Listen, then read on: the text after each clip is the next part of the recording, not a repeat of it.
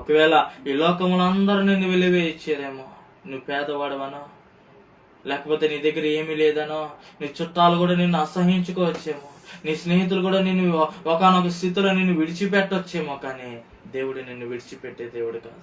All the brethren of the poor do hate him. How much more do his friends go for him? He pursued them with words, but they are gone. వాడు నిరర్ధకమైన మాటలో వెంటాడు వాడంట.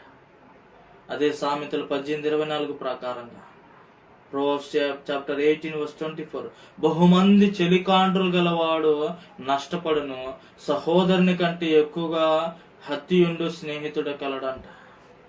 He that maketh man friends does it not his own destruction, but there is a friend that sticketh closer than a brother. ఒక అన్న కన్నా, ఒక తమ్ముడి కన్నా, ఒక స్నేహితుడి దగ్గర ఇంకొక స్నేహితుడు